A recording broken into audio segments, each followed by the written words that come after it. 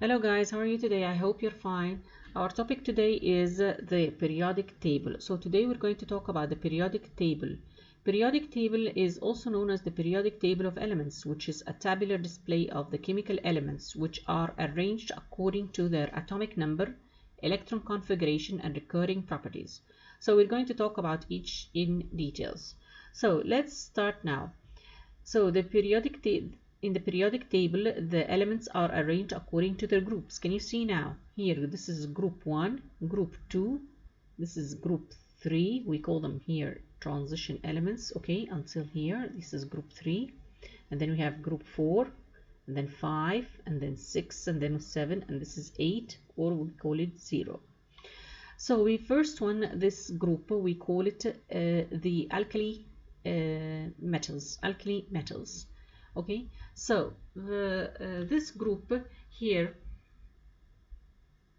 it starts with lithium, sodium, potassium, rubidium, cesium, and francium. Okay, here the outer energy level of this group is the number of electrons in the outer energy level is 1. So that's why we call it group 1.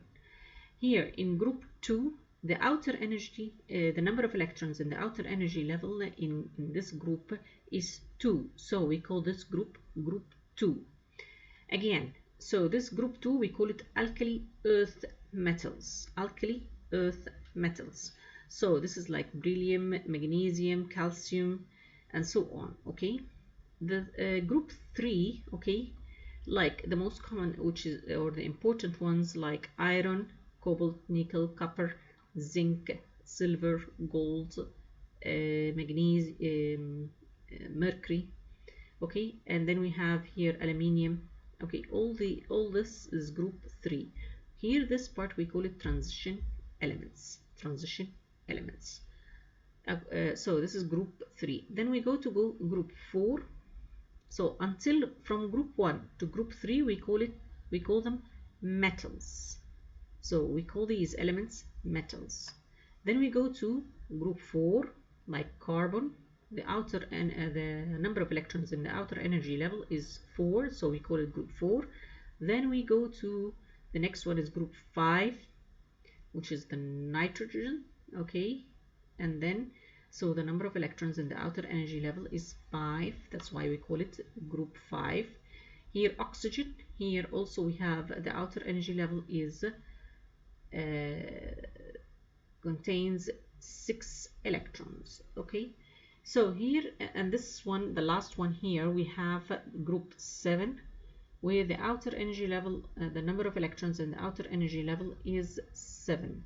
So here so we said from group 1 to group 3, these we call them metals.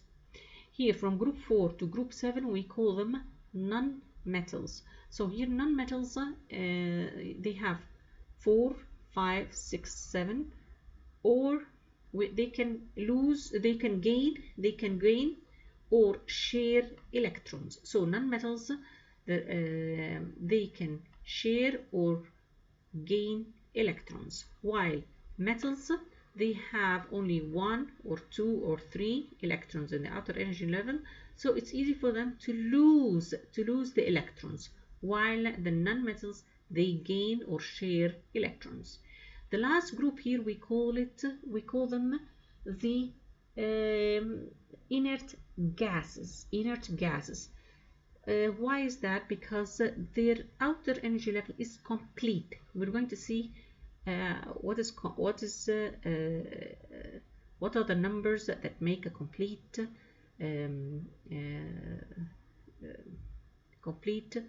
energy level. We're going to see that later. Okay, so here in this case, in this group 7, we call them halogens. These are like elements called fluorine, chlorine, bromine, iodine, astatine. Okay, and these are well-known elements. We call them halogens. Okay, and this is called group 7. The last one is group 8, and we said the last group, this group does not react at all because their outer energy level is complete.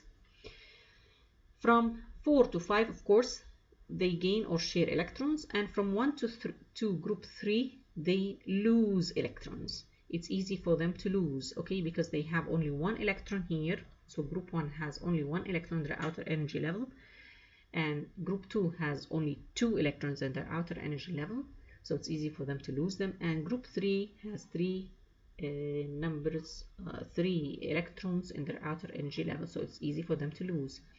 While group 4, 5, and 6, and 7, they share, some of them share or gain electrons to make their energy level complete. Let's see the next page now. So the atomic radius, okay, decreases here in this direction. So the atomic radius decreases, okay, and here in this case it increases when it goes down the group. So in the periods it decreases, and in the group it increases downwards. Let's see. How many electrons per shell? Let's see. So this is an element, okay. We have here, this is the nucleus, and this is the first energy level.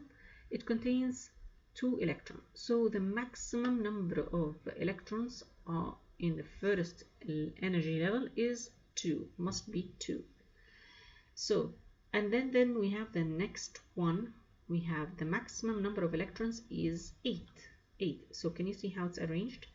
We have 1, and then we have 2 in the first energy level, then we have 8. Let's see how it's going to be arranged. We put 2 together here, and then the next 2, we have 4, and then we go here another 2. Okay, so this is 6, and then we have another 2. If we add them all together, they are going to be 8. So the third shell here holds a maximum of 8 also electrons, 8 electrons, okay. So electron will fill the shells nearest to the nucleus. The electron arrangement is written as, so if we want to write the electronic arrangement or configuration, so it's going to be 2, 8, 8. Can you see? This is how it's being written. In group example for a group 1, here we have lithium, the atomic number, we take the atomic number, and then we start writing the electronic configuration. So we're going to take the first, so we said that the first energy level, number 1, takes only 2 electrons, so we're going to write 2. Then the rest of the 3 is going to be 1, so 1 is going to be in the outer energy level, okay. So it's easy for the lithium to lose electron, and it becomes a positively charged. So when the metal loses an electron, it becomes positively charged. It's easy for it to lose 1 electron. So here it has only 2 shells, okay. Sodium, for example, this is the next example. Sodium, 11, atomic number is 11. We have the first energy level is going to be 2, then the second is going to be 8, and then the outermost energy level is going to be 1. As we said that group 1, the outer energy level must be 1. Okay, it's very easy to know now. Potassium, then we have potassium 2, 8, 8, as we said before. This is really easy. 1, 2, 8, 8, and then we have 1, which is the last electron here. So losing an electron gives it the positively, becomes making the atom positively charged. So it becomes a positively charged ion, okay. And here, so let's count the number of shells. We have here 2 number of shells, okay. Here they are 3, here they are 4, here we have 1, 2, 3, 4, 5 shells, and then we have here